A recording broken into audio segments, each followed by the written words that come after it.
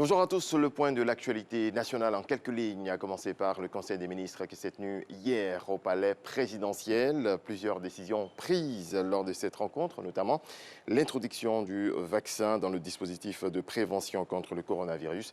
La campagne de vaccination va démarrer en avril prochain. Le gouvernement annonce également la création d'un institut de médecine nucléaire d'Abidjan.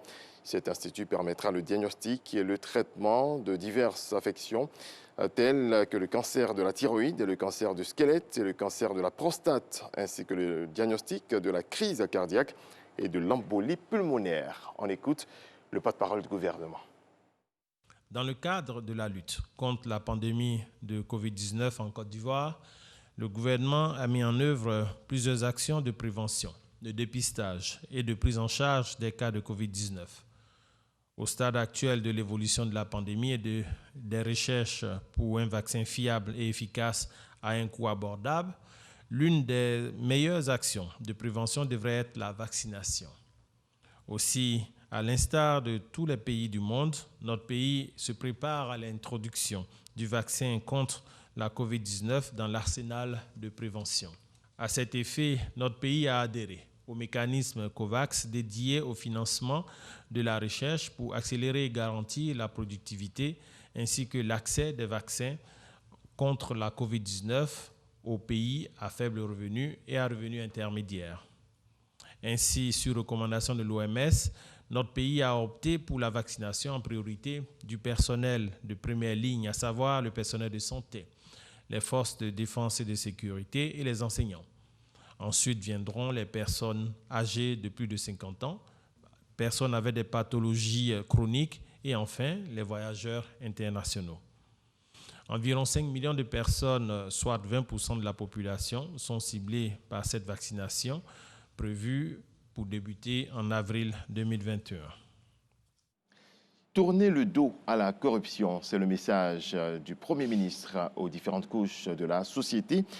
Le message d'Ahmed Bakayoko à l'occasion de la Journée internationale contre ce fléau. L'initiative de la Haute Autorité pour la bonne gouvernance est placée sous le thème « Rétablir avec intégrité ». Alexis Ouetraogo.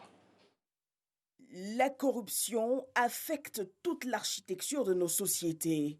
Sur le plan économique, elle décourage les investisseurs, fausse la compétition entre entreprises et diminue la qualité des produits pour le consommateur.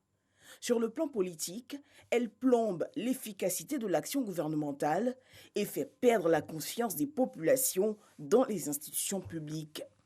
En ratifiant le 25 octobre 2012 la Convention des Nations Unies contre la corruption, la Côte d'Ivoire s'est engagée à mettre la prévention et la lutte contre la corruption au cœur de ses actions.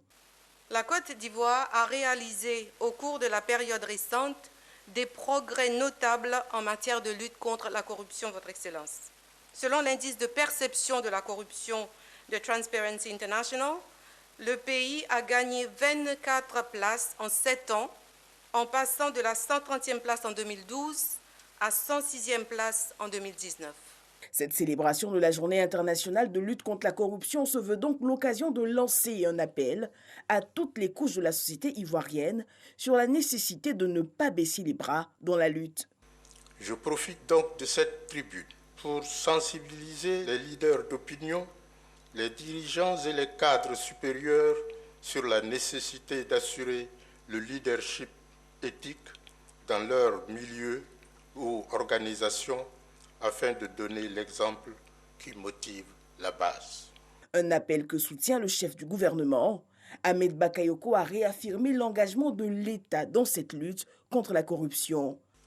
Pour notre pays, la grande vision du président de la République pour une Côte d'Ivoire meilleure et solidaire ne peut se réaliser que si les actions initiées pour une transformation profonde sont soutenues par des valeurs d'union, de discipline, de travail, de solidarité, de justice, mais aussi et surtout de bonne gouvernance. Le pays entend surtout passer à l'application rigoureuse des textes mis en vigueur. Et Monsieur le Président, vous avez dit quelque chose de très important. Vous avez dit que la source, c'est l'éducation. C'est essentiel dans la formation.